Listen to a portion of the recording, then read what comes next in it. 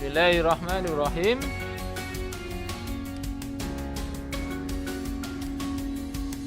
Assalamualaikum warahmatullahi wabarakatuh.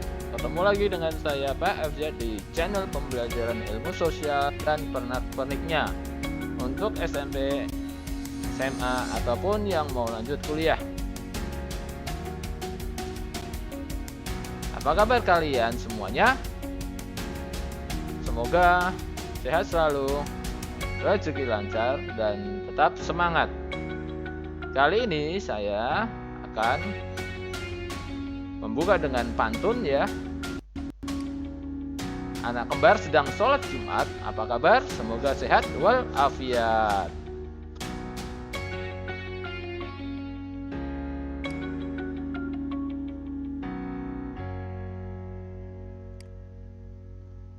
Oke, sebelum kita membahas materi kita hari ini, mari kita perhatikan gambar berikut ini. Oke, untuk gambar 1 bisa kalian amati kira-kira ini di daerah mana atau sedang melaksanakan aktivitas apa.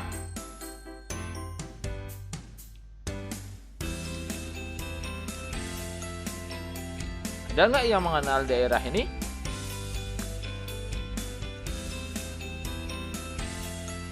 Ayo, siapa yang tahu? Atau siapa yang bisa menebaknya? Oke, mari kita lanjut slide berikutnya. Nah, ini clue-nya ya.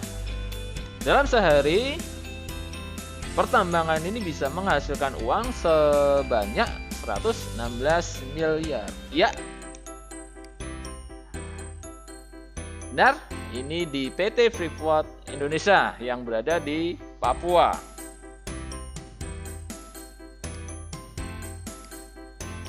Oke, pada kesempatan kali ini saya akan membahas materi IPS untuk kelas 9 semester 2, yaitu pengaruh pusat-pusat keunggulan ekonomi.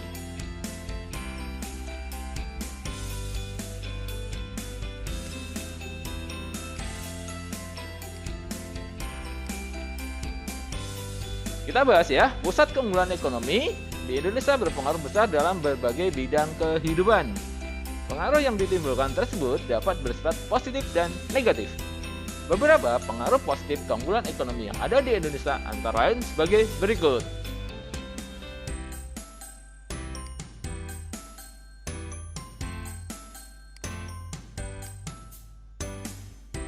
Dalam migrasi penduduk, dalam transportasi,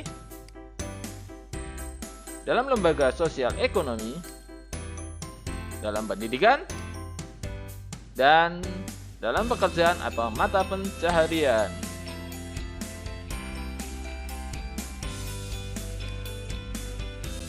Oke, yang pertama kita bahas dulu migrasi. Oke, pada gambar ini menggambarkan adanya proses perpindahan dari desa ke arah kota. Yang mungkin ada yang mengenalnya, istilahnya yang paling tepat apa? Jenis migrasi, ya, urbanisasi. Oke, kita bahas satu persatu tentang migrasi itu.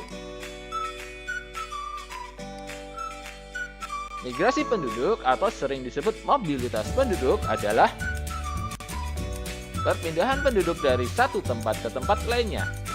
Migrasi penduduk dapat dibedakan menjadi migrasi internal dan internasional. Adapun pengertian dari migrasi internal adalah perpindahan penduduk dari satu tempat ke tempat lainnya. Migrasi internal yang terjadi di Indonesia dapat dibedakan menjadi urbanisasi dan transmigrasi. Oke? Paham? Secara singkatnya, untuk migrasi internal itu perpindahan antar wilayah ke wilayah yang lain, namun masih dalam satu negara. Oke, kita lanjut. Migrasi internasional adalah perpindahan penduduk antar negara. Di sini saya ambil contoh, itu ada imigrasi dan emigrasi. Pusat keunggulan ekonomi yang ada di Indonesia dapat berpengaruh terhadap perpindahan penduduk atau migrasi. Penduduk akan melakukan perpindahan ke wilayah yang mendekati pusat keunggulan tersebut. Dalam artian, kita selalu melaksanakan atau melakukan perpindahan sebisa mungkin mendekati daerah yang enak, daerah yang nyaman, atau daerah yang berfungsi sebagai pusat kegiatan ekonomi. Paham untuk kalian sampai di sini? Oke, mari kita lanjutkan. Ini ada data yang mengulas alasan utama terbanyak migrasi recent ke 5 wilayah Indonesia yang saya ambil dalam periode 2010 sampai 2015.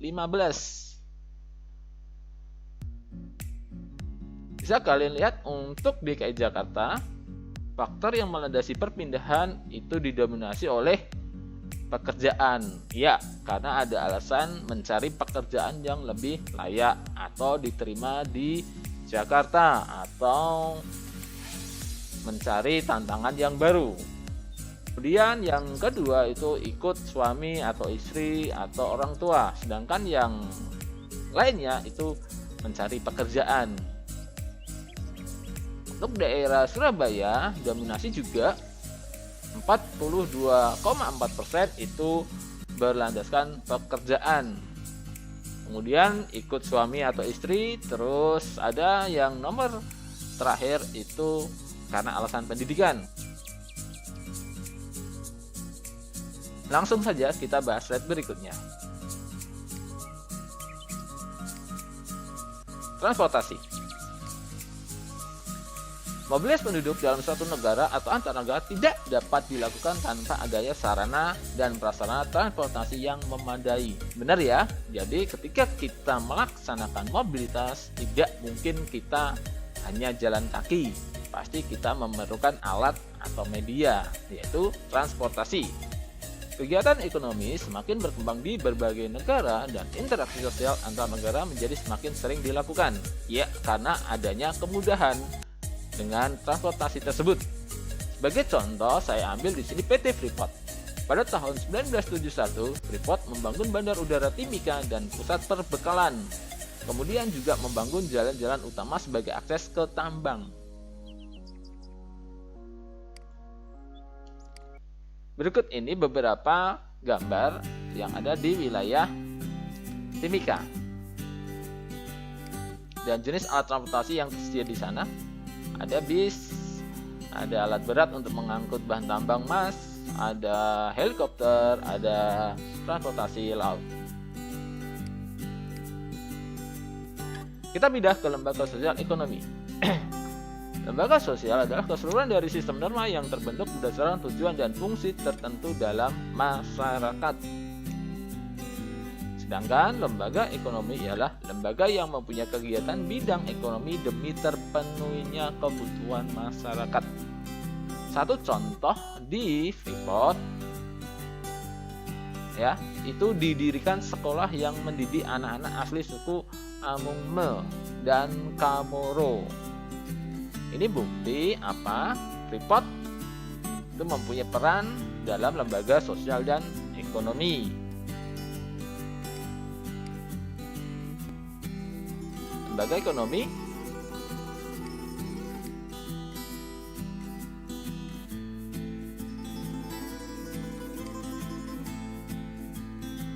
kita pindah ke bidang pendidikan. Keunggulan pusat-pusat ekonomi membutuhkan tenaga-tenaga ahli dan terampil. Sebagai contoh, Freeport menetapkan kuota posisi di berbagai departemen untuk memenuhi kebutuhan tenaga kerja. Pada tahun 2003 dibangun Institut Pertambangan Nemangkawi (IPN) untuk memberikan kesempatan mengembangkan pengetahuan, keterampilan, dan sikap maupun perilaku yang profesional di bidang operasi dan penunjangnya. Jadi, untuk memperoleh tenaga kerja yang handal itu bisa diambil dari lulusan Institut Pertambangan Nemangkawi.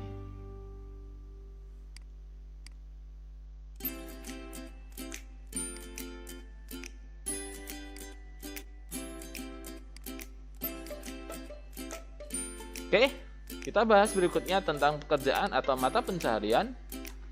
Dengan tumbuhnya pusat-pusat keunggulan ekonomi, maka berdampak bertambahnya produksi barang dalam negeri meningkat.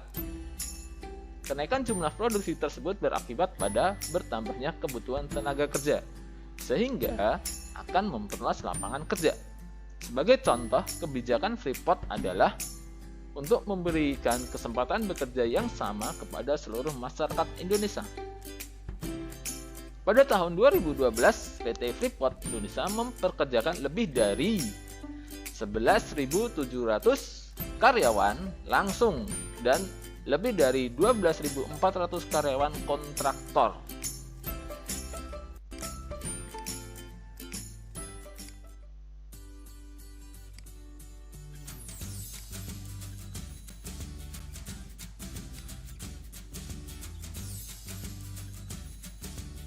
Oke, kita akhiri dengan pantun. Muncul virus di Wuhan, jangan lupa jaga kesehatan. Banyak kata kurang berkenan, sudilah kira dimaafkan. Oke, buat kalian yang sudah selesai menonton video Pak RZ, saya ucapkan terima kasih dan semoga sehat selalu. Dan saya Pak RZ pamit undur diri. Dan jangan lupa belajar yang giat untuk menjadi orang sukses. Assalamualaikum warahmatullahi wabarakatuh.